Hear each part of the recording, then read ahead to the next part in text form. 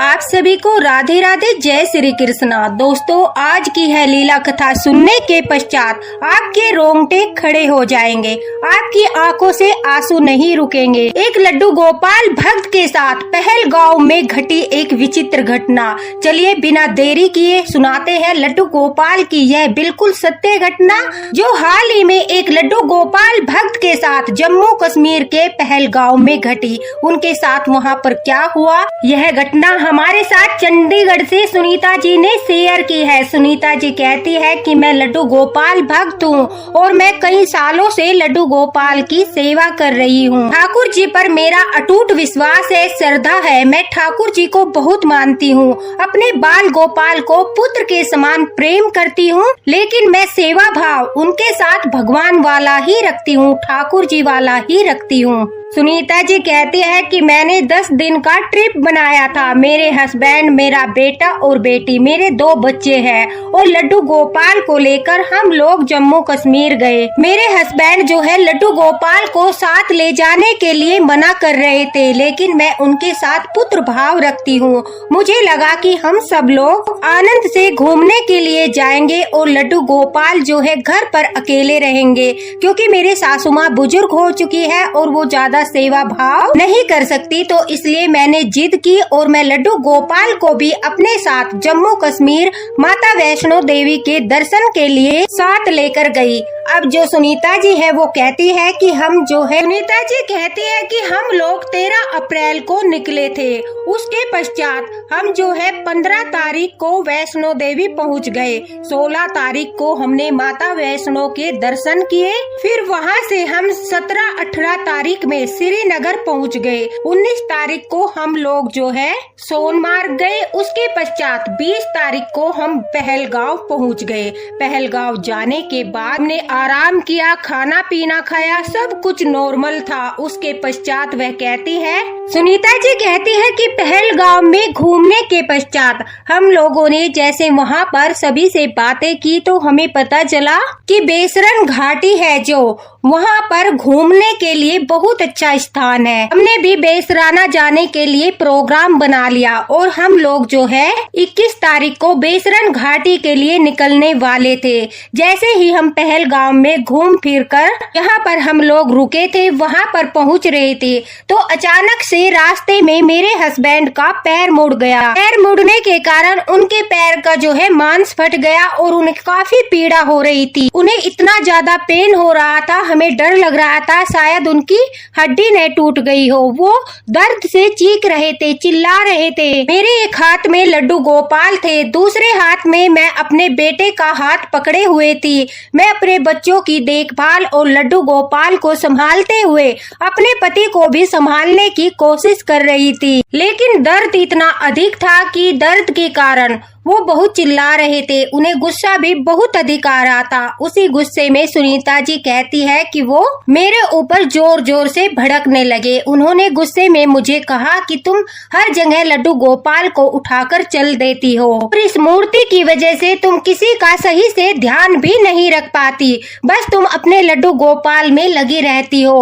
अगर तुम्हारा ध्यान मेरी तरफ होता तो मैं इस प्रकार से नहीं फिसलता, तुम मुझे संभाल सकती थी। उन्होंने सारा इल्जाम जो है मेरे ऊपर और लड्डू गोपाल के ऊपर लगा दिया। नीता जी कहती है कि वो जोर जोर से चिल्लाते हुए मुझे बोलने लगे, अरे ये एक मूर्ति है और मूर्ति कुछ भी महसूस नहीं करती। घर के मंदिर में ही मूर्तियाँ अच्छी लगती है, तुम ऐसे ढोंग मत करो, दिखावा मत करो कि जहाँ भी जाती हो लड्डू गोपाल को साथ लेकर चल देती हो। अगर तुम्हारे इन लड्डू गोपाल में इतनी शक्ति होती तो क्या वो मेरी रक्षा नहीं करते?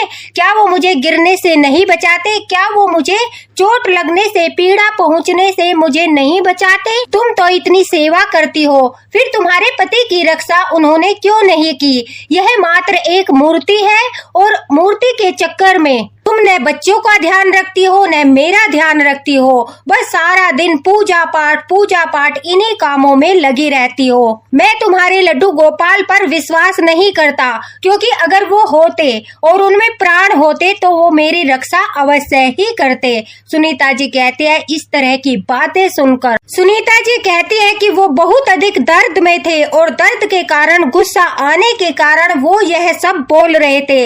लेकिन एक पल के लिए मुझे भी संदेह होने लगा कि ठाकुर जी हमारे साथ है, फिर भी हमारे साथ इतना बुरा हो गया। उन्होंने मेरे हस्बैंड की रक्षा क्यों नहीं की? मैंने अपने ठाकुर जी से सवाल किया, हे लड्डू गोपाल, हे ठाकुर जी, आप तो मेरे हाथों में ही थे, आप तो मेरे साथ थे, आप तो सब कुछ जानते हो, फिर आपने मेरे पति की रक्षा क्यों नहीं की? उन्हें इतनी ज्यादा चोट कैसे आई? यह सब बातें मैं लड्डू गोपाल से कर रही थी। सुनीता जी कहती है कि वो मेरे जीवन की सबसे बड़ी भूल थी जब मैंने अपने ठाकुर जी पर संदेह किया। उनके होने पर मैंने सवाल उठाया, उन्हें प्राण प्रतिष्ठित होने पर शंका की। अब सुनीता जी कहती है मैं लड्डू गोपाल को उनकी टोकरी में बैठाकर अपने हस्बैंड की देखरेख करने लगी। सुनीता जी कहती है कि वो मुझे बार बार यही बोल रहे थे कि पूजा पाठ से जरा थोड़ा बाहर निकलो, दुनियादारी को समझो। अब तो तुम्हें विश्वास हो गया होगा कि अगर लड्डू गोपाल में प्राण होते,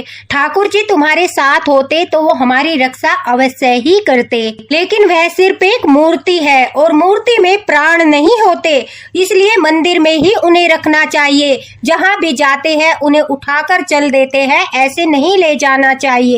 अब सुनीता जी कहती है कि हमारा पहलगांव जाना कैंसिल हो गया था।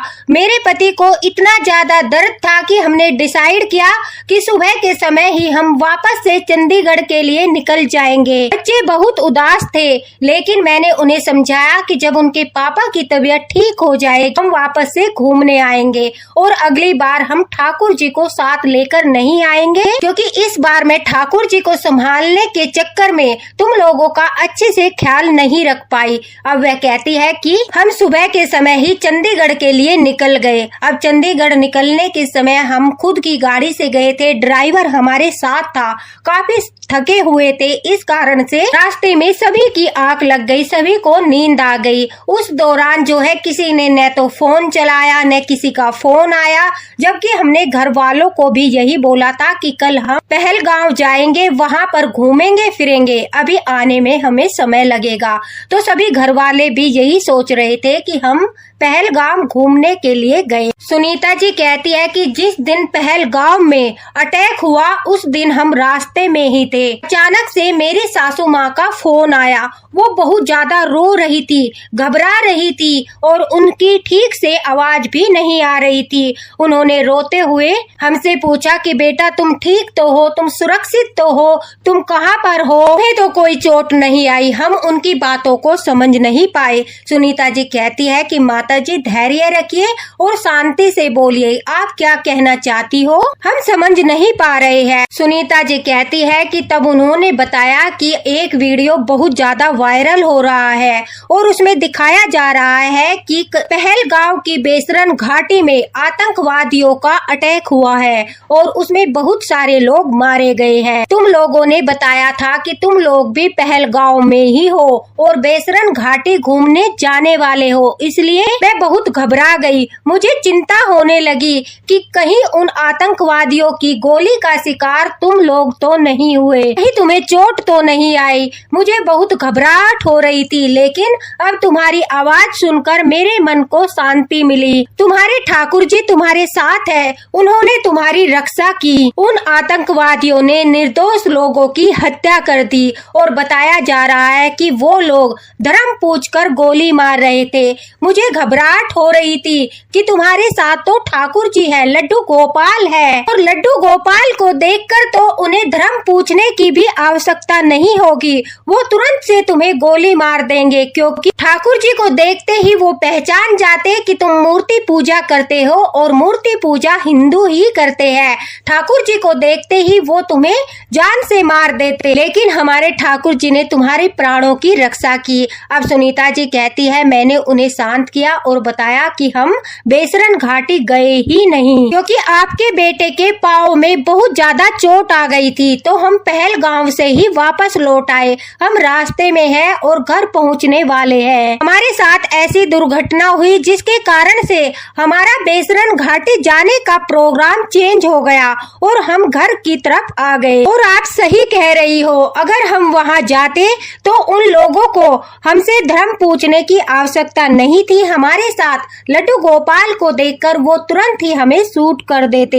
मेरी सासू माँ के मन को शांति थी, इसलिए उन्होंने फोन रख दिया। उनके फोन रखने के पश्चात मैंने सारी बातें अपने हस्बैंड को बताई और कहा कि हमसे बहुत बड़ा अपराध हो गया, हमसे पाप हो गया। हमने अपने ठाकुर जी पर संदेह किया, अपने लड्डू गोपाल पर संदेह किया, उनके प्राण प्रतिष्ठित होने पर हमने सवाल उठाया, जबकि आज हमारी रक्षा हमारे लड्डू गोपाल ने ही की है। आज उन्हीं की लीला के कारण हम सब सुरक्षित हैं। हमारे बच्चे, आप, मैं और हमारे ठाकुर जी, हम सब सुरक्षित अपने घर लौट रहे हैं। अगर ठाकुर जी आपको चोट नहीं पहुंचाते और हमारा प्रोग्राम कैंसिल नहीं कराते तो आज हम भी उन आतंकवादियों का शिकार होते, हमारे बच्चे भी आज उन आतंकवादियों के शिकार होते, आपको भी शायद वो लोग जिंदा नहीं छोड़ते। तो ठाकुर जी ने एक तरह से हमारी रक्षा ही की है। हमारे साथ अगर कुछ भी बुरा होता है तो उसके पीछे कोई न कोई बड़ा उद्देश्य छिपा होता है। और जब ठाकुर जी हमारे साथ थे, हम ठाकुर जी को अपने साथ लेकर आए थे, तो फिर वो हमें इतने बड़े संकट में कैसे डाल सकते थे। ठाकुर जी ने एक बहुत बड़ी दुर्घटना को एक छोटे से एक्सीडेंट में बदल दिया। वहां जाकर आप अपनी जान गंवा सकते थे, लेकिन आपके पैर में छोटी सी चोट लगाकर ठाकुर जी ने उस बड़ी घटना को छोटी घटना में परिवर्तित कर दिया। मुझे इस बात का दुख है कि वहाँ काफी सारे निर्दोष लोग मारे गए, लेकिन सबका अपना अपना कर्म निर्धारित होता है। किसकी मृत्यु कहाँ पर और किस प्रकार से होनी है, यह सब निर्धारित होता है। लेकिन जब हम ठाकुर जी की सेवा करते हैं और ठाकुर जी से हमेशा अपने परिवार की रक्षा के लिए प्रार्थना करते हैं, तो वो हमारे परिवार की